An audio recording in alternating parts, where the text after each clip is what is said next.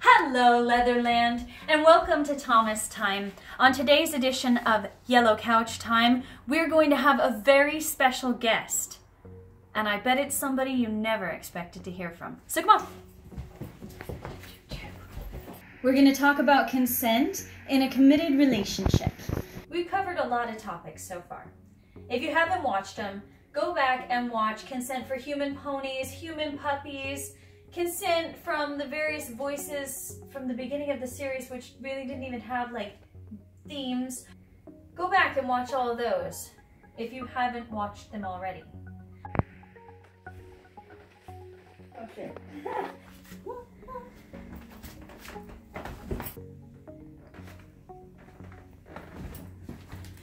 Today we will be joined by none other than Miss South Africa Leather 2017, Una, and her beautiful partner in crime, Pi Delport. And they'll be talking to us about how consent rolls in their committed relationship. Bonus points to whomever can name the type of bird that you heard throughout this interview at the end of the video. If you leave it in the comments, I just might send you a special Thomas Time t-shirt, just for you. Hello, I am Una Karlsen Ms. SA Leather 2017.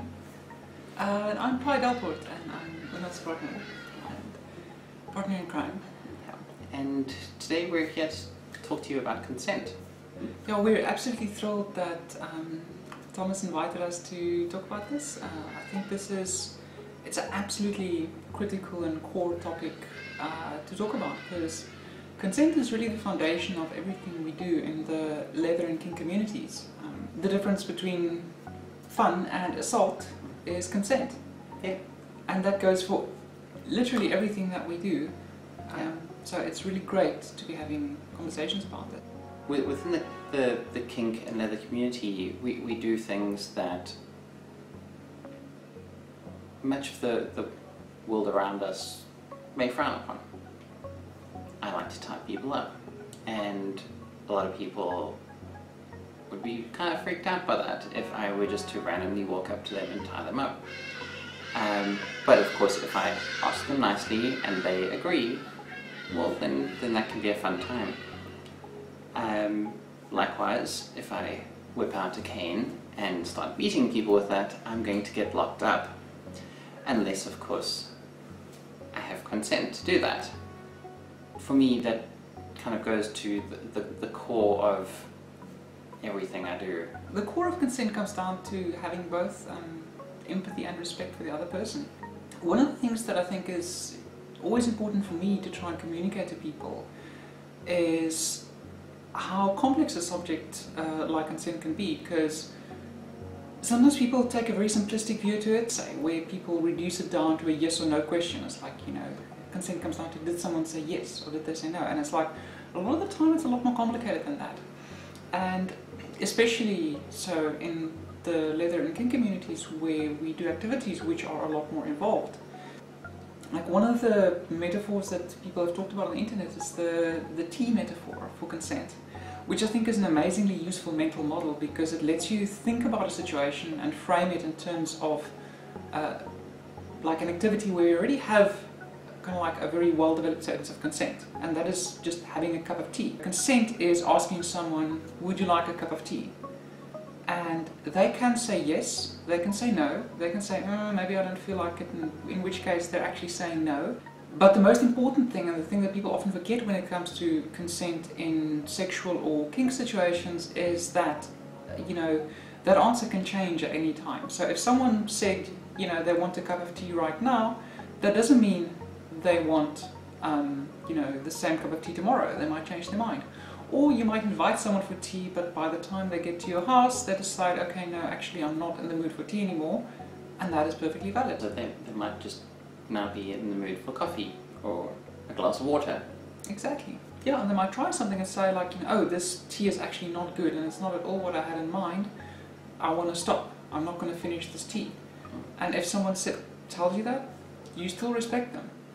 So whenever you are in a situation where someone's like, you know, offering you like, you know, like, would you like a glass of stout? No, thank you. I really don't like beer. And that's perfectly fine. It's not, you're never going to force someone to have something that they don't want. And we take this for granted with things like as simple as having a beverage of this wonderful stout, which I'm a big fan of. You know, whether it's sex, whether it's kink, whether it's you know, activities like tying people up, impact play, any kind of kink or sexual play, even just touching someone or kissing someone, the same rules should always apply. You just never do something without consent. Mm-hmm. Like enthusiastic consent. Yeah. And that I think is very important, because a lot of the times people try and kind of like play in the grey area of consent. But unless you can see that someone really wants to do the activity, don't pressure them into it. If someone isn't giving an enthusiastic yes, don't push it, don't pressure it, don't try and change an answer into what you want against the wishes of what the partner may want. Yeah, and it also means that sometimes you'll give consent for one thing, but that doesn't mean you consent to things beyond that. That's another thing, is consent is something that has to be continuously given. It's not just something you give once, it's something that you continuously give. And as soon as you stop consent, you know, the activity stops. This is why we have safe words, and why safe words are such an important thing in play, because play can get complex and the situation can be very dynamic. That is why we have a safe word to signal that, okay, the consent is stopping, so that we can clearly communicate this. Yeah, that is something I think that comes, a lot of consent violations come down to that, as people feel entitled to something that isn't actually there, whether it's like someone's time, someone's participation, someone's energy, the difference between your own desires and someone else's autonomy, and maintaining that very strictly and never letting your own desires override your respect for someone else. In the time before Pi and I started dating, I had expressed my interest in Pi, and we hung out a fair amount. There were many coffee dates. My sort of stance on physical contact with people is they need to consent before I can touch them. I have very strong feelings about when it is okay to touch another person.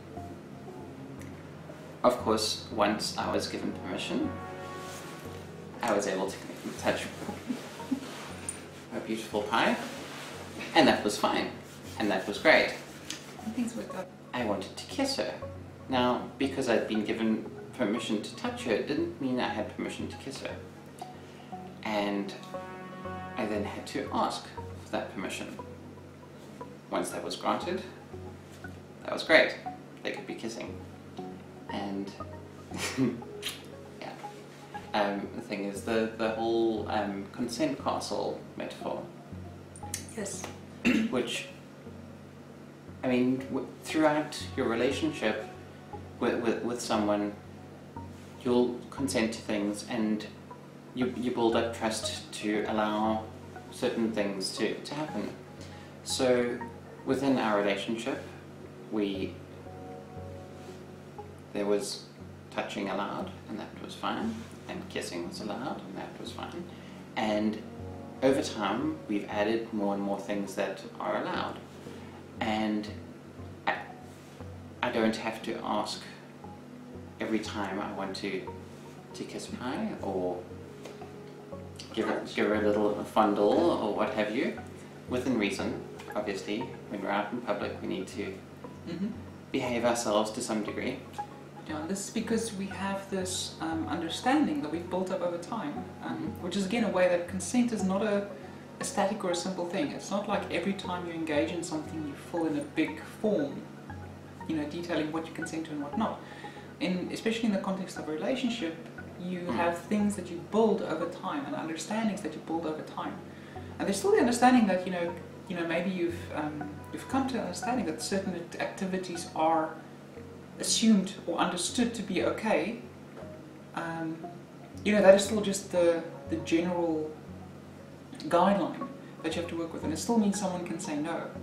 So the fact that we have an understanding about what things we're both comfortable with, that is, we can still change our mind at any time, and we will both respect that. So if I want to do something and Una doesn't want to, she'll just say no, and that's fine, and vice versa. Thank you very much for spending this time with us, and thank you for Thomas putting this series together. And from us, Una and Pi, and the rest of the folks at SA Leather here in South Africa, go out there and have some fun, but play with respect. Thank you. Bye.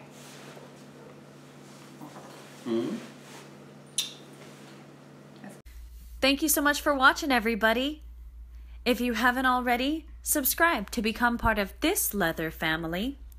And I'll see you next time on Thomas Time.